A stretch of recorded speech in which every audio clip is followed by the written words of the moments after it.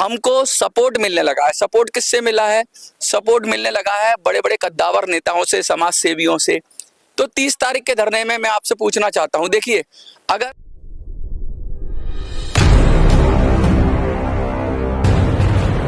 जंतर मंतर से ताजा घटनाक्रम मैं बता दूं आपको, इस समय जंतर मंतर पर मैं हूं और जंतर मंतर पर अब एक धरना लगा हुआ है जो ट्राइबल मिनिस्ट्री से रिलेटेड है। और मैं आपको बता दूं कि ये लगातार धरने की शुरुआत हो गई है। संसद का विशेष सत्र चालू होने वाला है और विशेष सत्र चालू होने के बाद मानसून सत्र भी आएगा संसद का।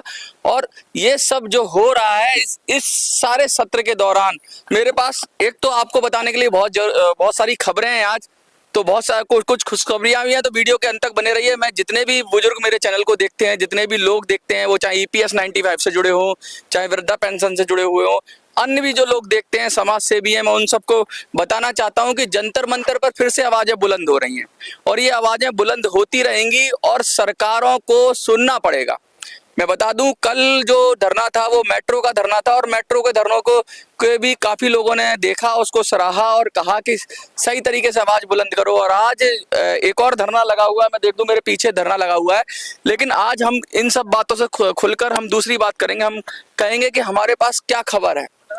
मैं खबर बताऊंगा, वीडियो के अंत तक बने रहिए। लेकिन बहुत ही जबरदस्त खबर है और मैं आपकी प्रतिक्रिया भी जानना चाहता हूं। मैं चाहता हूं कि आप इस पर कमेंट में जरूर बताएं कि ये जो मैं आपको बात कर रहा हूं या जो मैं इंफॉर्मेशन दे रहा हूं आपको, क्या ये मुझे करना चाहिए। लगातार हमने आपसे बात करते रहे, लगातार हम EPS 95 की बात उठाते रहे, हम बुजुर्गों की बात उठाते रहे, हम जंतर मंतर पे लोगों की बात उठाते रहे, हम मेट्रो की बात उठाते रहे, हम टीचर्स की बात उठाते रहे। हमने क्या किया, हम लगातार जो जिसकी आवाज नहीं उठती है उसकी आवाज हम उठाते हैं और उठाकर आप तक पहुंचाते हैं और आप देखकर जो प्रेशर पड़ता है उससे आप लोग निर्णय करते हैं और उन लोगों को न्याय मिलता है। वो चाहे रेलवे की बात हमने उठाई हो, RRB वालों की जिनको रोजगार मिला हो, ऐसे हमने बहुत सारे मुद्दे उठाए। लेकिन आज जो मोटी बात मैं कहना चाहता हूं, मैं 30 तारीख की बात करना चाहता हूं। जैसा कि आप सबको पता है कि 30 तारीख की परमिशन तो हो ही गई है और परमिशन होने के बाद 30 तारीख को धरना भी है और पूरे देश से, दिल्ली से, पूरे देश से लोग उस धरने में आएंगे। तो उनको मैं कहना चाहता हूं कि आप पूरी तैयारी करिए। और आपके लिए एक बहुत ही अच्छी खबर है, एक शुभ खबर है। सबसे पहले मैं बता दूं कि देश में जो राजनीतिक अभी जो पटापेक्ष चल रहा है या राजनीतिक जो कुछ हालात हैं उसमें किसी दल को पूर्ण बहुमत नहीं मिला है। वो चाहे BJP हो, कांग्रेस हो, कोएलिशन की गवर्नमेंट है, सब आपस में जुड़कर, एक तरफ NDA था, दूसरी तरफ इंडिया गठबंधन था। अब NDA के गठबंधन की सरकार है, ना कि BJP की गठबंधन की सरकार। तो जो हमारी बातें थी वो अब हम गठबंधन के सामने रख सकते हैं और गठबंधन के लोगों को का जो प्रेशर है वो सब पर है। तो इस समय सरकार जो है वो एक तरह से तानाशाही रवैया नहीं अपना सकती। जनता से जुड़े हुए मुद्दे को सरकार को मानना पड़ेगा। असली बात तो EPS 95 की ये है कि जो EPS 95 का मुद्दा है वो 10 साल से है। 10 साल से लोग प्रदर्शन कर रहे हैं, धरना कर रहे हैं। इसी तरह जंतर मंतर पे और भी धरने चल रहे हैं, बहुत सारे मुद्दे हैं। लेकिन इन सब मुद्दों में क्या हमने पाया, इन सब मुद्दों में क्या सरकार रुक झुकी? क्या सरकार एकदम इस तरह से हो गई थी जैसे कि उसको कोई फर्क ही नहीं पड़ रहा था, लोग प्रोटेस्ट कर रहे थे। लेकिन अब सरकार को फर्क पड़ेगा। सूचना तो ये है कि अभी तक तो लोग ही जंतर मंतर पे धरना करते थे, लेकिन अब हमको सपोर्ट मिलने लगा है। सपोर्ट किससे मिला है? सपोर्ट मिलने लगा है बड़े बड़े कद्दावर नेताओं से, समाज सेवियों से।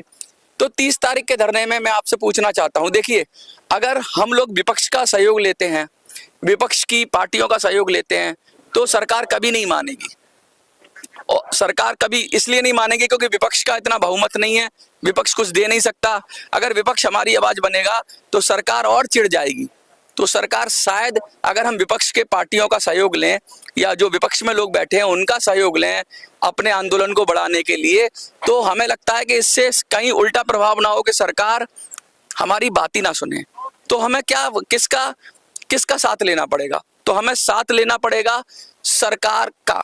अब सरकार का साथ भी हम कैसे ले पाएंगे, क्योंकि पिछले 10 सालों से लगातार BJP के पास गुहार लगती रही। BJP सरकार के, मोदी सरकार के सामने खड़े रहे और मनाते रहे, रोते रहे, गिड़गिड़ाते रहे, लेकिन कुछ भी नहीं हुआ। तो सरकार भी साथ नहीं देगी तो साथ देगा कौन? साथ वो देंगे जो सरकार के साथ जुड़े हुए हैं और सरकार में घटक हैं। तो मैं मोटी बात बता दूं कि जो सरकार के एनडीए के घटक दल हैं, जिसमें बहुत सारी पार्टियां हैं, करीब 10 से ज़्यादा पार्टियां जहां तक मुझे पता है कि एनडीए में हैं, और वो सारी पार्टियां मिलकर अब सरकार बना रही हैं। तो अगर उनमें से एक दो पार्टी अगर हमें हमारे मुद्दे पे समर्थन दे देती है तो सरकार पर एक नैतिक दबाव पड़ेगा, और क्योंकि सरकार उनके सहयोग से चल रही है तो हम अब मोदी सरकार में बीजेपी से समर्थन नहीं मांगेंगे, हम उनके घटक दलों से समर्थन मांगेंगे। और अगर उन पार्टियों में से जो बीजेपी के साथ हैं, जो सरकार में, उनके दबाव अगर काम करेगा तो जरूर EPS 95 का काम होगा। तो ये रणनीति हम लोगों ने बनाई है। आपको क्या लगता है इस रणनीति पे? अपने सुझाव जरूर दीजिए, क्योंकि विपक्ष का साथ ना लेकर हम एनडीए के ही घटक दलों का साथ ले लें और सरकार पर दबाव बनाएं तो इससे काम हो सकता है। अब मैं एक खुशखबरी और देना चाहूंगा आपको। ऐसे कुछ घटक दलों से, ऐसे कुछ मिनिस्टर से मेरी बात हुई और उन्होंने कहा तुम्हारी बात जायज है, EPS 95 के मुद्दे की तुम्हारी बात जायज है, तो हम आपको सहयोग करेंगे। तो मैं अभी खुलासा तो नहीं करूंगा कि कौन लोग हमें, कौन से घटक दल, ये आपके लिए मैं अंदाजा लगाने के लिए छोड़ रहा हूं कि एनडीए के जो भी घटक दल हैं, वो चाहे साउथ की पार्टी हो, चाहे बिहार की पार्टी हो, चाहे महाराष्ट्र की पार्टी हो, चाहे कलकत्ता से उड़ीसा की पार्टियां हो, बहुत सारी छोटी छोटी पार्टियां, बड़ी बड़ी पार्टियां हैं जिनसे मिलकर एनडीए का गठबंधन बना है। तो अब मैं आपसे अंदाजा लगाने के लिए पूछ रहा हूं कि वो कौन सी पार्टी है जो एनडीए में घटक दल में है और हमें सहयोग देगी 30 तारीख को। मैं बता दूं, ऐसी एक पार्टी ने कहा है कि वो आएंगे, वो साथ देंगे, वो खड़े होंगे, कंधे से कंधा मिलाकर हमारी और आपकी आवाज उठाएंगे और सरकार तक पहुंचाएंगे, और सरकार पर जिस तरीके से भी होगा दबाव बनाकर या सरकार को मनाकर सरकार से हमारा हक दिलवाएंगे। तो अभी हमारी बात चल रही है, क्योंकि अभी तो ये सब सिर्फ सूचना आपको है कि हम अब साथ ले रहे हैं सरकार के घटक दलों का। हम मोदी सरकार का, बीजेपी का साथ नहीं ले रहे हैं, हम विपक्ष का भी साथ नहीं ले रहे हैं, हम उन पार्टियों का साथ ले रहे हैं जो सरकार पर सच में दबाव डाल सकती हैं और सरकार पर कुछ जनता से जुड़े हुए मुद्दों पर सरकार को कंट्रोल कर सकती हैं, सरकार को अब हमारी बात मनवा सकती हैं। जैसे अभी आपने देखा कि अग्निवीर योजना पर भी काम हो रहा है और अग्निवीर योजना को भी अब लोग सुधारने की बात कर रहे हैं कि अग्निवीर योजना को सुधारेंगे। इसके साथ साथ अभी और कई फैसले ऐसे हैं जिन पर सरकार अब थोड़ा न्यूट्रल रुख अपना रही है। तो अब ये देखना होगा और ये सूचना मैं जल्दी ही आपको दूंगा, जल्दी ही उनके बड़े लीडर्स को मैं लाऊंगा और आपके सामने ये सूचना आएगी। तब तक आप अंदाजा लगाइए, क्योंकि आप लगातार मेरे को देखते हैं, सुनते हैं, तो आप अंदाजा लगाइए कि हो क्या रहा है। वो कौन सा बड़ा नेता होगा, वो कौन सी पार्टी होगी जो हम लोगों के साथ खड़ी होगी और बुजुर्गों की मांग में, EPS 95 की मांग में कंधे से कंधा मिलाकर खड़ी होगी। बुजुर्ग वृद्धा पेंशन की मांग हो या EPS 95 की, ये मैं आप पर छोड़ता हूँ। लेकिन हाँ, ऐसी पार्टी है और आप सब जानते भी हैं और उस पार्टी के मंत्री भी हैं। बस इतना मैं आपको दे रहा हूं, बाकी आप गैस करोगे, कमेंट में जरूर बताओगे कि वो कौन सी पार्टी है। और आप लोगों का इसी तरह प्यार बना रहे, तैयारी पूरी चल रही है, कोई ढील नहीं है।